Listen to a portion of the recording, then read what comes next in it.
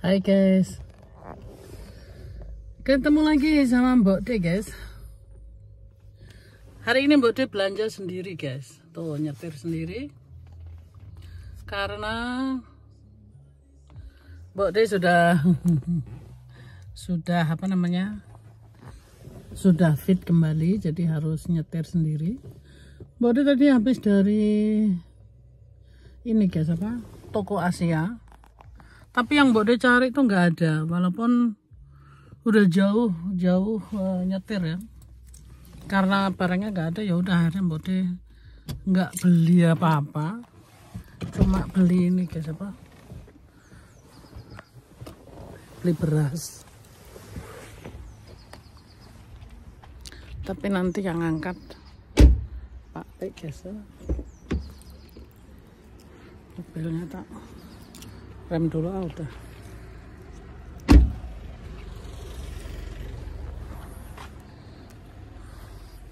Jadi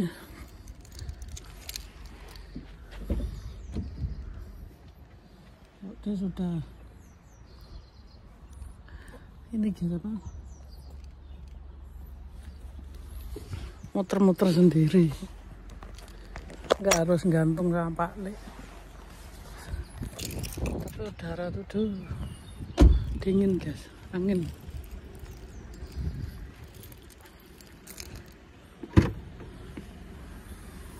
Nih Mbok D tadi habis belanja sih guys. Mbok D nggak bisa ngambil video lagi karena tangannya harus banyak bawa barang. Kita sambung di atas ya. Oke, nyambung guys. Nyambung di rumah guys, karena tadi aku nenteng barang belanjaan berat. Terus di samping itu dingin, aduh dinginnya guys, itu aku takut masuk angin lagi. Itu telinga aku aja udah rasanya gimana gitu, karena angin itu ya, anginnya tuh aduh guys, kayak es itu loh, jadi dingin banget. Jadi nyambung sekarang ceritanya. Mbok D sudah inilah guys, sudah agak lumayan oke banget gitu ya. Jadi kayaknya minggu depan Mbok D sudah kerja ya. Mbok D tuh biasanya kalau naik mobil agak sedikit ini guys, naik gemeteran gitu, maksudnya nyetir ya. Hari ini Mbok D coba pulang pergi 70 km. Ternyata oke-oke saja, terus sudah kembali seperti semula gitu ya. Ya kayak gitu guys, kita juga di sini harus tahu kalau kita belum pasti naik nyetir gitu ya, kita juga harus menjaga, bukan hanya untuk diri kita aja ya guys ya, itu untuk orang lain juga bahaya kalau ada apa-apa gitu kan.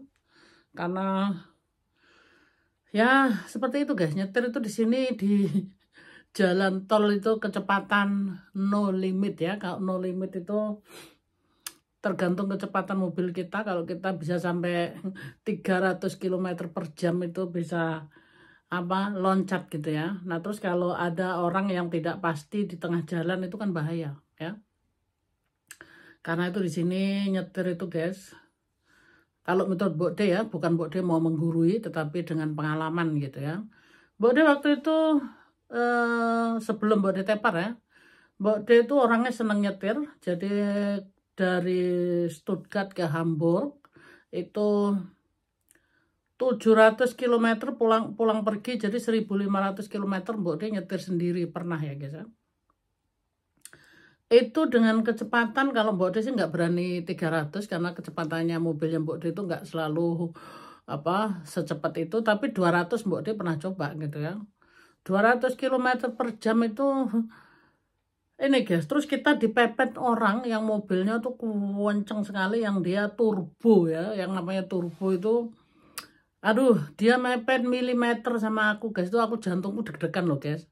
Tapi memang sopir di Jerman, tapi yang asli SIM Jerman ya guys ya. Karena di sini banyak kecelakaan itu, bukan banyak sih, ada kecelakaan. Biasanya bukan asli SIM Jerman, tetapi banyak orang luar. Dan atau yang nyetir tanpa SIM. Nah itu ada juga guys yang nyetir tanpa SIM, jadi dia tidak tahu peraturan. Kemarin itu dia membawa apa ya, membawa jiwa 7 orang lewat guys ya.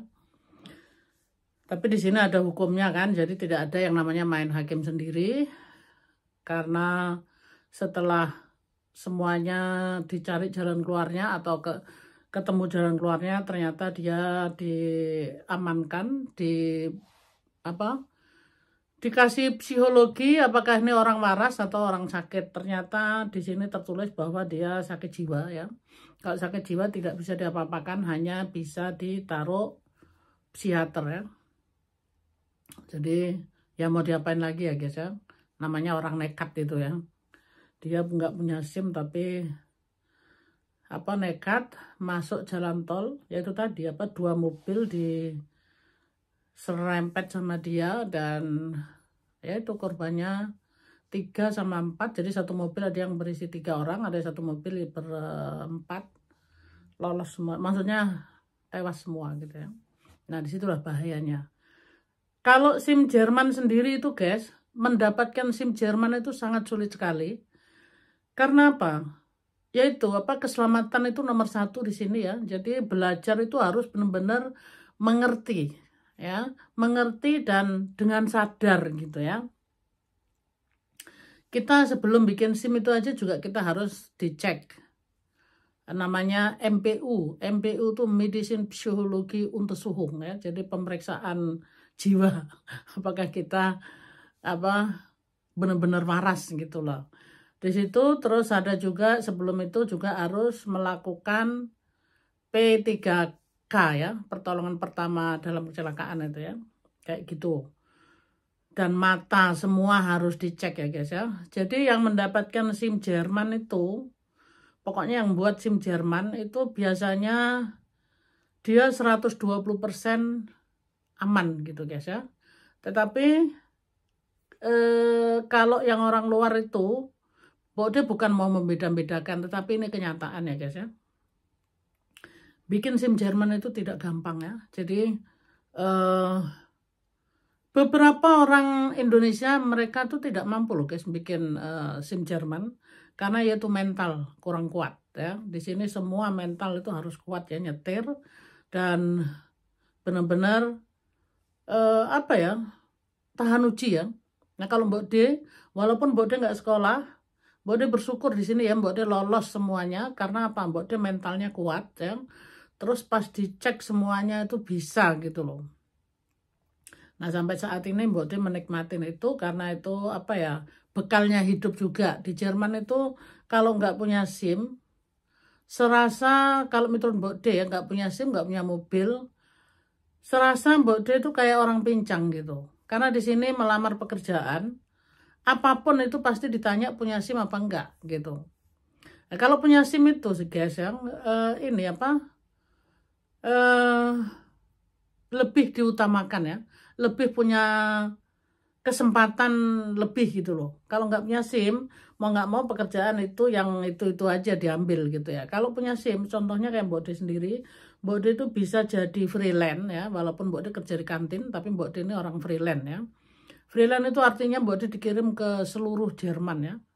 Jadi seluruh Jerman Mbak D harus tahu. Kalau nggak punya SIM itu kan nggak bisa guys, karena nggak bisa ditempuh dengan kendaraan umum gitu kan. Bisa sih bisa, tapi tidak logis gitu. Dan perusahaan pun tidak mau ya. Dari situlah bedanya seperti itu guys. Jadi bikin SIM itu bukan berarti Mbak D mau jadi pembalap atau mau jadi sok-sokan, enggak guys. Itu modalnya hidup di sini ya. Jadi punya SIM itu kesempatan kita lebih kuat gitu loh ya. Jadi walaupun pendidikan tinggi dan ya kecuali kalau dia sudah punya S3 atau itu beda lagi ya guys ya. Dia nggak perlu SIM lagi. Kalau punya S3 atau dokter dan segala macam itu mah sopir pun mereka bisa bayar gitu kan. Jadi nggak masalah. Nah jadi Mbak D punya SIM itu yaitu keinginan supaya bisa kerja lebih lagi dan supaya fleksibel gitu loh. Fleksibel itu bisa itu tadi freelance kayak Mbok ya, bisa dikirim kemana-mana gitu. Ini guys, bukan Mbok mau sombong atau mau memamerkan, tetapi ini kenyataan ya guys ya. Kalau hidup di Jerman nggak punya SIM, nggak punya mobil tuh rasanya kayak orang ini orang pincang. Jadi aduh, ngelamar kerjaan tuh hanya terdekat aja, nggak bisa jauh-jauh. Karena ya itu tadi, perusahaan pun nggak mau ya. Bukan karena ini waktunya guys, waktunya tuh habis di jalan. Ya kecuali pekerjaan tertentu yang bisa ditempuh dengan kendaraan umum, tapi itu jatuhnya aduh ribet guys, ribet sekali. Nanti ada yang demo nggak ada bis lewat, kita harus di rumah. Nah itu perusahaan sudah perhitungkan semuanya itu ya. Tapi kalau punya SIM, punya mobil, semuanya itu di sini bisa diatur kok guys. Oke, kalau SIM itu memang susah bikinnya, tetapi kalau mobil itu di sini gampang guys. Mobil itu di sini relatif. Kebanyakan tuh mobil tuh di sini menurut kita sih murah, tapi semurah-murahnya mahal juga karena ya itu tadi, kalau punya SIM, punya modal, bisa kredit mobil gitu. Kredit mobil memang juga nggak sembarang orang juga bisa kredit mobil ya guys ya, karena harus uang muka, harus ada pekerjaan tetap, dan itu semuanya juga harus ada gitu ya. Punya SIM itu tentunya ya, kalau nggak punya SIM nggak mungkin bisa kredit mobil gitu kan. Nah jadi itu semuanya SIM itu menurut Mbok D langkah pertama yang di sini seperti kaki kita tuh jadi berjalan kaki dua gitu, nggak pincang. Begitu guys, ini ceritanya Mbok D ya. Jadi Mbok D hari ini sudah nyetir. Sebenarnya Mbok D sudah nyetir berapa hari saya guys, tapi hari ini merasa sudah 120% ya. Jadi Mbok D sudah siap mau nguli lagi, istirahat sudah 7 minggu, sudah selesai begitu guys. Oke guys, terima kasih yang sudah menyimak. Mudah-mudahan ada hikmahnya ya. Jadi di Jerman itu bikin SIM nggak gampang. Di sini tidak ada yang dibeli guys ya. Kalau nggak bisa ya nggak bisa ya. Tidak ada yang main uang di bawah meja, itu nggak ada. Seperti itu guys. Karena keselamatan ya guys ya. Oke guys, sehat-sehat selalu. Jangan lupa makan, jangan lupa bahagia dan positive thinking ya guys ya. I love you. Bye bye.